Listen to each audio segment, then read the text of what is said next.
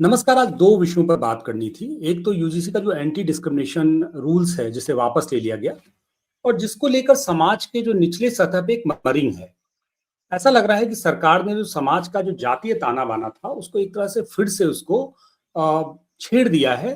दूसरा एक और बात जिस पे हम लोग बात करेंगे इस पूरी पॉडकास्ट में, मायावती ने स्पष्ट कर दिया है कि वो जो है वो चुनाव अकेले लड़ेंगे, और उन्होंने कहा कि जो लोग भी इस तरह का अफवाह फैला रहे हैं, जो लोग भी इस तरह के भ्रम फैला रहे हैं, एक तरह से चेतावनी दी उन्होंने कि इस तरह का भ्रम ना फैलाया जाए। और उन्होंने एक इंटरनल सर्वे कराया है जिसके जरिए उनको ये पता चला है कि उनके लिए गठबंधन जो है वो हितकारी नहीं है। इन दोनों विषयों पर बात करने के लिए आज हमारे साथ गौतम रानी सागर साहब हैं, प्रख्यात अम्बेडकरवादी हैं। जो पहला सवाल मेरा है वो ये है कि ये जो मर्मरिंग है समाज के निचले स्तर पे, उसको आप कैसे देख रहे हैं और क्या चल रहा है? रुपेश जी, सबसे पहले तो इस नैरेटिव जो सेट किए गए हैं उसके पृष्ठभूमि को लिखना यहाँ जरूरी है। पृष्ठभूमि ये बनाई गई कि अगर मुस्लिम है तो वो आतंकवादी है। पृष्ठभूमि ये है कि अगर वो सिख है तो खालिस्तानी है। पृष्ठभूमि ये लिखा गया कि अगर वो एसटी है तो नक्सलवादी है।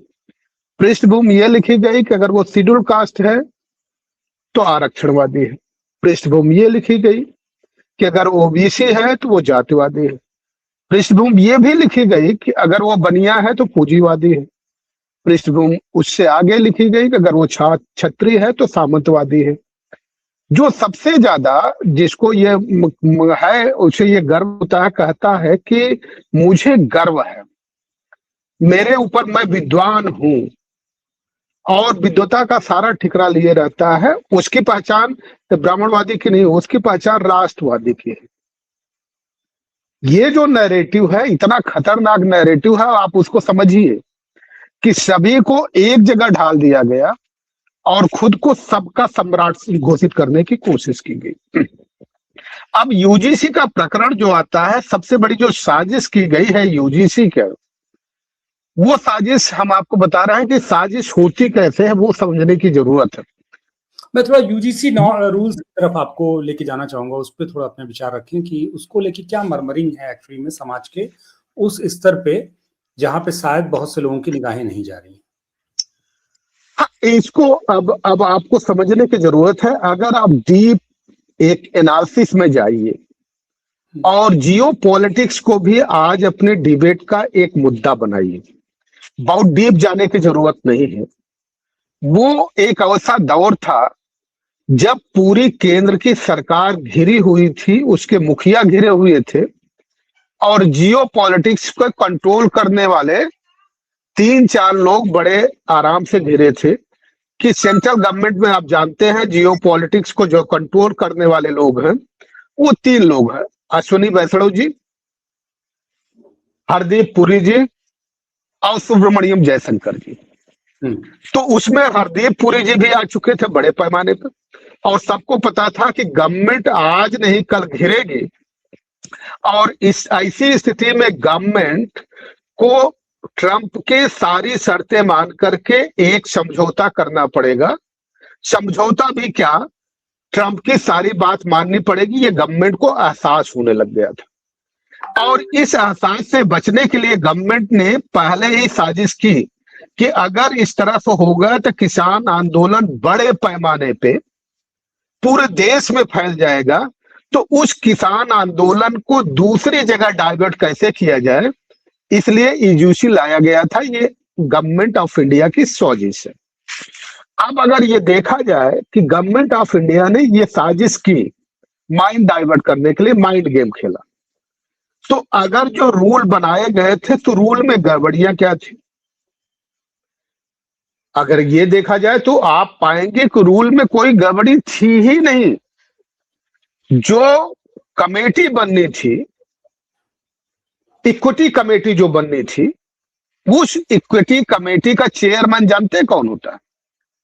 यूनिवर्सिटी है तो उसका वाइस चांसलर, यूनिवर्सिटी है तो उसका वाइस चांसलर, अगर कोई डिग्री कॉलेज है तो उसका प्रिंसिपल। और आप बेहतर जानते हैं कि चेयरमैन के रिकमेंडेशन के बगैर कोई एक्शन हो ही नहीं सकता, ये संभव ही नहीं। और उसके मेंबर कौन कौन थे होते? मेंबर होते शेड्यूल कास्ट के लोग, शेड्यूल ट्राइब के लोग, ओबीसी के लोग, फिजिकली हैंडीकैप्ड लोग और महिलाएं। इसके आगे जब बढ़िए तो 3 सीनियर प्रोफेसर होते उस यूनिवर्सिटी या उस डिग्री कॉलेज के या पीजी के, पोस्ट ग्रेजुएट कॉलेज के 3 सीनियर प्रोफेसर होते, और वो जो अपने डिपार्टमेंट को हेड कर रहे होते। अगर ये आंकड़े उठा के देख लीजिए तो तीनों प्रोफेसर, सीनियर प्रोफेसर, जाहिर सी बात है एक दो जगह छोड़ दीजिए, एक दो पीजी कॉलेज में या यूनिवर्सिटी में जहां शेड्यूल कास्ट के लोग मिलते, ओबीसी के लोग मिलते, एसटी के लोग मिलते, या महिला भी मिलती, एक दो जेएनयू जैसे प्रकरण आते रहते हैं वहां महिला। इसके बाद भी वहीं से बात नहीं बनती, वो नॉन टीचिंग स्टाफ भी एक मेंबर होता उसी यूनिवर्सिटी का, और 2 लोगों को सिविल सोसाइटी, और वो सिविल सोसाइटी से जो लाए जाने वाले लोग थे उनका सिलेक्शन कौन करता? Vice chairman, vice chancellor, not vice chairman. Vice chairman का तो पद ही नहीं, वाइस चांसलर करता, और ये जो भी मेंबर चुने जाते सब वाइस चांसलर करता। अब आप ये समझिए, और इसमें महिलाएं भी होती। ऐसी स्थिति में आप बताइए, दूसरा ये भी माना जाता स्टूडेंट, 2 स्टूडेंट भी होते, वो स्टूडेंट होते जिनके कंप्लेंट आए हैं, मतलब जिस क्लास का कंप्लेंट आया है उस क्लास का जो मेरिटोरियस स्टूडेंट 2 है, उन 2 स्टूडेंट को भी मेंबर होना था। तो अब ऐसी स्थिति में आप देखिए कि जब ऐसी स्थिति बनती कि ये कमेटी किस आधार पे ये मान लिया गया था, किस आधार पे ये मान लिया गया था कि इससे जो है ज्यादती होने की संभावना है। चूंकि हमने ये कहा कि गवर्नमेंट वो जियोपॉलिटिकल सीन का जो प्रेशर था, उस प्रेशर को खत्म करने के लिए उसने ये गेम खेला था, एक साजिश की थी। और जहां तक सुप्रीम कोर्ट ने इस पे स्टे दे दिया, आज तक हमारी समझ में नहीं आया, सुप्रीम कोर्ट में बैठे हुए लोग जुडिशियल माइंड अप्लाई ही नहीं करते, या जुडिशियल माइंड है ही नहीं है, या ये मान ले कि ब्रेन ड्रेन लोग वहां बैठे हैं।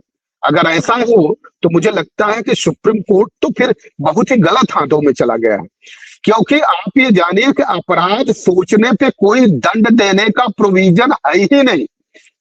केवल हमारे यहाँ की धाराओं में नहीं, आईपीसी सीआरपीसी की धाराओं में नहीं, जिसको बदल के बीएनएस कर दिया गया है, वह यही नहीं, दुनिया के किसी भी अपराध सोचने पे कोई दंड नहीं हो सकता, अपराध करने पे दंड होता है।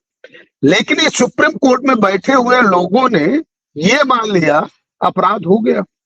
कैसे मान लिया अपराध हो गया?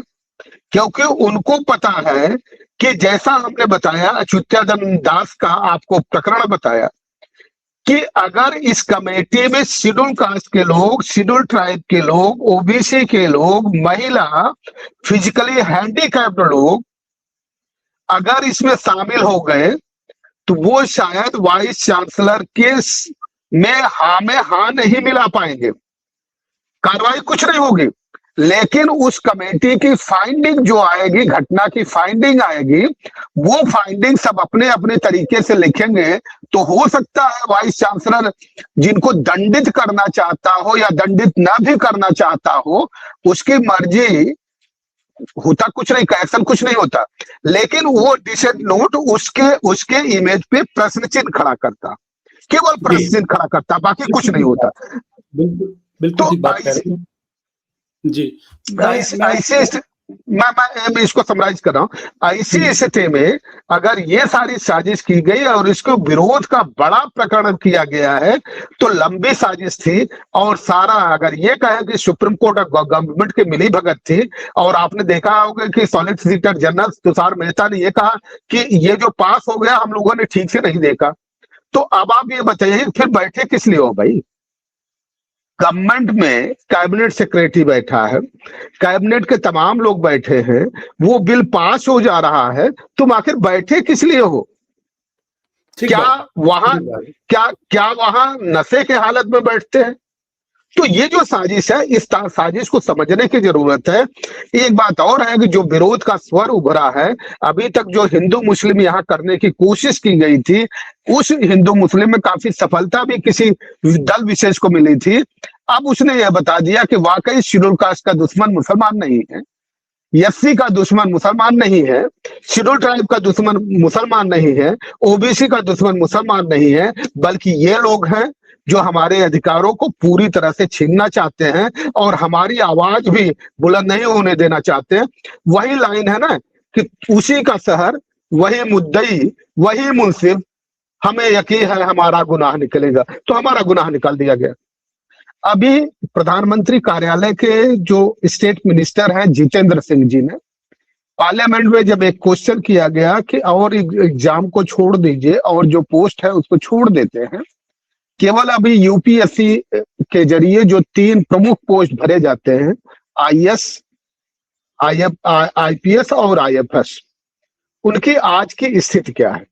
एक आंकड़े देखें तो आपको भी सुन के दंग रह जाएंगे और सब पूरा व्यूअर्स आपका जो है दंग रह जाएगा। जो भी संवेदनशील है, जिसे भी न्याय प्रिय है, जो कॉन्स्टिट्यूशन के अनुसार अपने आप को ढाल करके आगे बढ़ना चाहता है, उसके लिए यह है कि आईएएस के जो पूरे पद, सैंक्शनड पद हैं, वो आईएएस के पद हैं 6877 और उस 6877 में जो ओबीसी के आईएएस हैं 245, कितने के अगेंस्ट?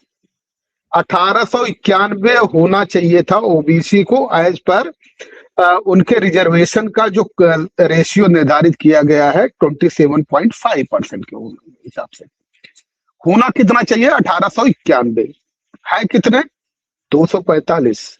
मतलब 10 आप ये मान लीजिए कि जो उनके सैंक्शन पद है उसके 12% काम कर रहे हैं, 13%, 12 से 13% काम कर रहे हैं और अभी तक जब वहां न्याय नहीं मिल पाया। और शेड्यूल कास्ट के साथ 1031 लोगों को होना चाहिए था आईएएस, लेकिन है कितने? 135। मतलब 10% सैंक्शन पद के अगेंस्ट 10% लोग काम कर रहे हैं। एसटी का होना चाहिए 60, एसटी का होना चाहिए 515 पद और वर्किंग कितने हैं? 67। उसी तरह अब आईपीएस के ले लीजिए, ओबीसी के आईपीएस हैं जो सैंक्शन पद है 5099, उसके अगेंस्ट काम कर रहे हैं जो अभी सिलेक्टेड है 255। होना कितना चाहिए? 1402। एससी के होने चाहिए 764 और हैं कितने? 141। और उसी तरह एसटी के होने 382 चाहिए, है कितने? 71। अब आईएफएस की देख लीजिए, आईएफएस के जो संसद पद है उसको इसको जानना जरूरी है। 3193 पद हैं, जिसमें ओबीसी के 878 के अगेंस्ट 231 लोगों को ही अभी तक फुलफिल किया गया। एससी के 479 मतलब 479 के अगेंस्ट 95 लोग काम कर रहे हैं। तो वो तमाम पदों पे इसको बस हम करीब ही आ गए। और एसटी के जो है 239 के अगेंस्ट काम कितने कर रहे हैं? 48। इसकी साजिश कहां से शुरू होती है ये समझना जरूरी है। 1952 में जब पहली बार सिलेक्शन हुआ तो 3 लोगों की एक तरह से लिस्ट बनी। उसमें कृष्णन जी थे, अनिरुद्ध दास गुप्ता जी थे और अच्युतानंद दास थे जो शेड्यूल कास्ट के थे।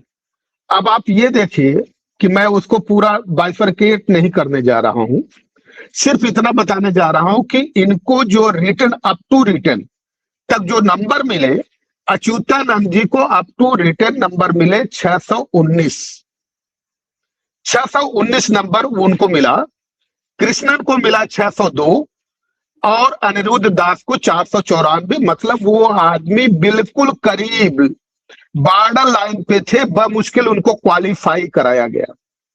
लेकिन जब वही इंटरव्यू होता है तो इंटरव्यू 300 के इंटरव्यू में मजेदार बात यह है, कृष्णन को 260 नंबर मिलते हैं, अनिरुद्ध दास गुप्ता को 265 मिलते हैं आउट ऑफ 300 इंटरव्यू में। और अच्युतानंद जी को मिलते हैं मात्र 110 नंबर। परिणाम क्या होता है कि जिस अनिरुद्ध दास गुप्ता को फेल हो जाना चाहिए 265 नंबर की वजह से कृष्णन को मिला 862 नंबर, अनिरुद्ध दास गुप्ता को मिले 760 नंबर और अच्युतानंद दास को मिले 719 नंबर। और इसके बाद ये कहते हैं कि गड़बड़ लोग आ जाते हैं, अयोग्य लोग रिजर्वेशन के दम पे आ जाते हैं। आप ये समझिए, अयोग्य लोग रिजर्वेशन के दम पे सिलेक्ट नहीं हो रहे हैं, अयोग्य लोग सिलेक्ट हो रहे हैं ये जो इंटरव्यू है, इंटरव्यू के दम पे। मायावती जी ने कहा कि वो जो है चुनाव अकेले लड़ेंगी, किसी से कोई समझौता नहीं करेंगी। उन्होंने कहा कि कहा जा रहा है कि एक इंटरनल सर्वे में उनको इस बात को मतलब एक तरह से एक इंटरनल सर्वे में उन्हें ये पता चला है कि अगर वो किसी दल विशेष से गठबंधन करती हैं तो एक तरह से उनके साथ एक बैगेज ही बढ़ेगा, उसका उससे उन्हें लाभ नहीं मिलेगा। तो इसको आप कैसे देख रहे हैं और इस पे एक टिप्पणी फाइनल पे इस बारी पूरी बातचीत को खत्म करते हैं। देखिए बहन मायावती जी का जो चरित्र है, चरित्र का मतलब वो उससे नहीं, साइकोलॉजी से भी आ जाइए, मनोविज्ञान, मन स्थिति, वो एक गुलाम का चरित्र है, गुलाम की मन स्थिति है। जब राजा का चरित्र होता है, शासक का चरित्र होता है, तो शासक का चरित्र ये कहता है कि कितने लोगों से ज्यादा लोगों से समझौते किए जाएं ताकि हमारी सत्ता बरकरार रहे। जैसे औरंगजेब को हमारे देश में बड़ा बदनाम किया जाता है, वो इतने जो है जनेऊ काट लेता था, ये काट लेता था, वो काट लेता था। लेकिन अगर जाकर के पूरे सही आंकड़े इतिहास के तथ्यों में जाइए तो औरंगजेब सबसे मतलब पहला व्यक्ति ऐसा था कि जो केवल आज वहां का मंदिर है, मध्य प्रदेश का जो बड़ा फेमस मंदिर है, जिसको अभी रीडेवलप भी किया गया है, क्या नाम है उसका, तो सॉरी उज्जैन का मंदिर, हाँ उज्जैन का जो मंदिर है, उस मंदिर के लिए 2.5 मन देसी घी, गाय का घी भेजता था प्रतिदिन। और ये कहता था कि आप लोग जितना घी चाहिए उतना जलाइए और यहाँ पूजा पाठ कराइए, आराधना कराइए, मेरी हुकूमत बनी रहे, उसके लिए आप दुआ करिए। अब आप समझिए, मंदिरों के लिए, जो बड़े बड़े मंदिर हैं, बड़े बड़े मंदिरों के लिए औरंगजेब ने ही जमीन दान की थी। खैर वो विषय प्रकरण है। तो इसलिए अगर बहन मायावती जी के अंदर शासक का चरित्र होता तो शायद ये भाषा उनकी कभी नहीं होती। एक ऐसी पहली वो महिला लीडर होंगी जिनके जमाने में, जिनके रहते हुए पार्टी बना और पार्टी पूरी तरह से उफान पे आया, पार्टी पूरी तरह अवसान पे चला जाएगा। एक बात उन्होंने जरूर स्टेटमेंट में अपने कही थी कि हाथी तो मस्त चाल में चल रहा है, मस्त चाल में चलता रहेगा, अकेले मैं चुनाव लड़ूंगी।